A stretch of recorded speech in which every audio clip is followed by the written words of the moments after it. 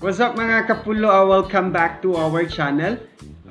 Panibagong araw, panibagong adlaw, panibagong educational vlog ang isi-shoot natin sa araw na to. And this is just a continuation of our previous vlog, which is the 8 patterns of development in writing.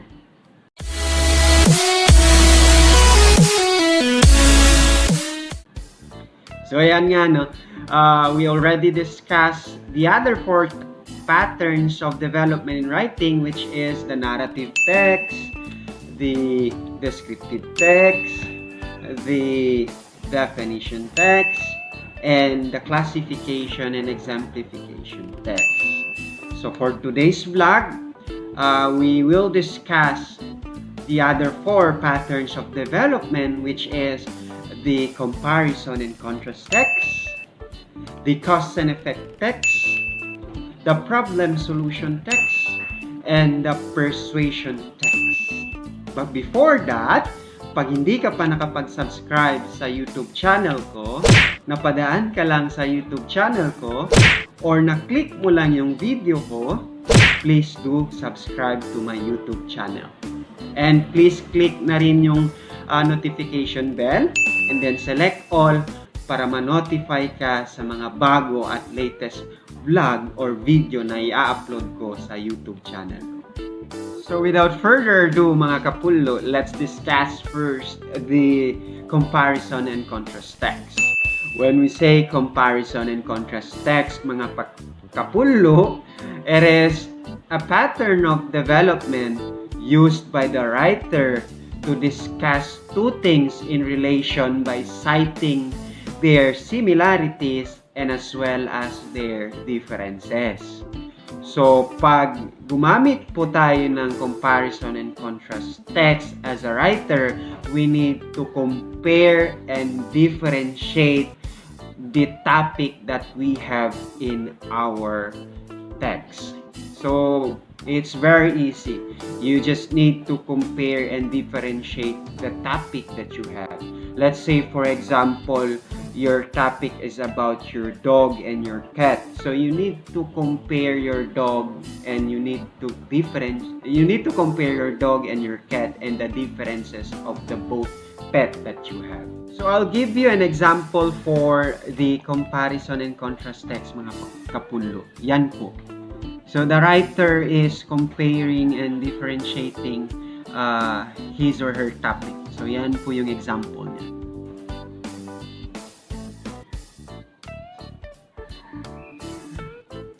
And for this pattern of development, mga kapulo, there is also a pattern organizer or graphic organizer that we need to use. And I'll show you what pattern organizer or what graphic organizer that we need to use in this patterns of development. Yan. Yan po yung gagamitin natin na pattern organizer or graphic organizer when we use this kind of patterns of development in writing. And we need to consider also things or ideas when we write a comparison and contrast text in this kind of pattern. So these are the ideas that we need to discuss or we need to consider when we write a comparison and contrast text. First, you need to choose 2 comparable topics. That is 2 things that belong to the same kind. Let's say for example animal, you need to choose 2 animals that you need to compare, or fruits, you need to compare 2 fruits, something like that. Another one, state your overall opinion when you compare the 2 topics. And then another one, you need to assign comparable points which you will use to analyze whether the 2 topics are similar or different. And lastly, you need to use also transitional words that signal comparison and contrast text. Let's say for example, as well as, or alike, or equally, or likewise. That's the transitional words that being used in comparison and contrast text. So let's proceed with the other other. I hope you already learned the comparison and contrast. So we're done discussing the comparison and contrast text, mga kapulo. Let's now proceed with the cause and effect text. When we say cause and effect text, mga kapulo, it is a pattern of development used to explain why something happens or what result a particular event produces. So it means when you write cause and effect text, you need to discuss the reason and the effect of that particular event. Let's say, for example, the cause and the effect of illegal logging. So, mga ganun. So, kailangan mong i-discuss kung ano ang reason or ano ang epekto ng particular na pangyayari na yun. I'll give you an example for that, mga kapulo. Ayan po. So, in that text, the writer explained the cause and the effect of his topic. So, it's very clear, mga kapulo, no? So, may cause siya, may effect siya. As you can see or you can read in that text, may cause and effect talaga siya. So, that's the example of cause and effect, mga kapulo. So, in writing this pattern, mga kapulo, we also need to use graphic organizer for us to organize our ideas. So, the example for that is this one. So, that's the graphic organizer for the cause and effect, mga kapulo. So, yan pag sumusulat tayo ng mga cause and effect text, yan dapat yung, pero marami ring mga graphic organizer that we can use for all the patterns that we have. And then in this pattern of development in writing, we also need to consider things or ideas for us to write a cause and effect text. First is when you choose a topic for this, you need to learn to brainstorm the different phenomena or events. You may try to think a recent event such as the visit of an influential person in your country, or think of its possible effect or its causes. Tulad ng sabi ko kanina, like say for example, illegal logging or voters buying. Parang ganun. Another one, express your opinion by citing your assessment of the effects or the causes, whether it is a positive or a negative. In addition with that, you need to indicate also the reasons or results are adequate to prove your opinion. So, it's very important po. Another one, dito naman tayo, you need to support your main idea. You need to think of all the causes and effects of your chosen topic. Try asking yourself, tanungin nyo yung sarili nyo. Is it answerable by who, what, where, when, why, and how? The 5 WH question and the how questions. And then when you start your text structure, you need to do not forget to connect your ideas with the transitional words that we have for this kind of pattern organizer. The transitional words that we need to use for this is, let's say, as a result, accordingly, due to, since, therefore, parang ganun, and etc. So, let's proceed with the other patterns of development, which is the problem solution, mga kapulo. When we say problem solution, mga kapulo, it is the most useful pattern of development in writing in terms of expressing the writer's concerns for the other people. Kumbaga, it is a pattern of development in writing wherein you need to express your ideas or you need to express your knowledge to provide solution to a certain problem in the society or community. So when you use this kind of pattern, you need to provide or you need to give solution to that problem in your topic. So let's say for example mga kapul, garbage disposal. That's a good topic for problem solution text. Kasi you can give your opinion on how to prevent those garbages in your community. Parang ganun siya, no? Another example is, let's take a look for this one. So that's an example or a good example for a problem solution text. So the author here discussed the problem and the solution for his or her topic. So, bibigyan ko kayo ng time para basahin nyo.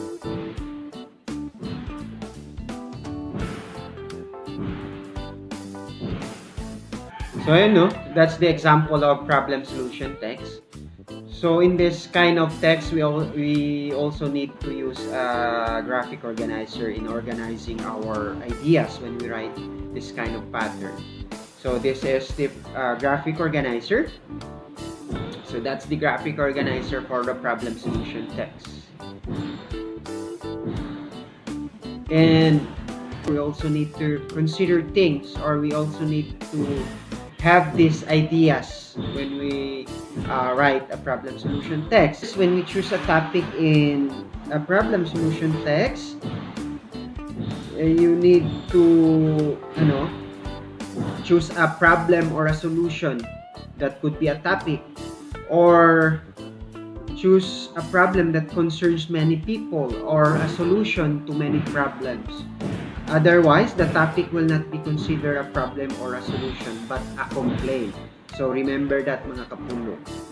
That is why the reason why the introduction of every problem solution text is description of the problem and a justification on why the writer thinks that people should be concerned or about it and look for a solution, or the other way around. And in formulating your opinion, you need to include your thesis statement by offering solutions to the problem of the topic that you have or your text. In supporting the main idea for this kind of pattern, you need to include pieces of evidence such as case studies, statistics, and many other verifiable facts. You may also include the account of the procedure in implementing the solutions to the problem. Oh, and when you begin writing your draft on this pattern, you need to keep in mind to make your ideas coherent by using transitions or transitional words such as can be resolved, answered, leads to, consequently, or if, then, therefore, on the one hand, and so on and so forth. When you write problem solution text, those are the things that we need to remember, or the things that we need to consider. So we're down with the last patterns of development, mga kapulo, and that is the persuasion text. When we say persuasion text, mga kapulo, it is a patterns of development used to convince the readers to agree to an argument or claim about a particular topic. So in this patterns, or when you use this pattern of development, you need to convince the reader. So it means when you write persuasion text, mga kapulo, you really need to convince your reader. You really need to change their minds. Let's say, for example, your topic is about the healthy diet or the benefits of the healthy diet. So through your writing, nag-change yung mind nila sa diet nila, naging healthy diet. So you are already convincing with your topic. Another example is like this. Try to read this example. So in that example, the author is convincing in his topic. Nagko-convince po siya sa topic niya. So tayo as a reader, depende na po sa atin kung gusto nating gawin yung pinapagawa or kung talagang na-convince ba tayo sa topic. So that's it. That's the example. So in this patterns also, there is also a graphic organizer. And this is the pattern organizer for that one. Or the graphic organizer. So yan po yung gagamitin nating graphic organizer para ma-organize yung ideas na meron tayo. Kasi it's very important to have a graphic organizer. So yan po, no? And in this pattern, we also need to consider things, or we also need to bear in mind of these ideas. So in persuasion text, we need to have, we need to also choose a controversial or debatable topic. So in persuasion text, we need to choose a controversial or debatable topic, and then you need to formulate your opinion about it. So yun nga, no, para ma-convince mo siya. The argument of your, or the opinion that is being written in your text should be well supported by facts and not by another opinion. So fact po yung ilalagay natin sa ating text. In writing persuasive text, it can either make or break the writer's credibility. Persuasion requires the writer to be very conscious of the arguments he or she is presenting. The argument should be logical and free of fallacies. Otherwise, his or her credibility will be compromised. And we also need to use a transitional devices in writing a persuasive text, because that is very important also. So that's the mga kapulo, no, mga big ideas or the things that we need to consider when we write a persuasion text.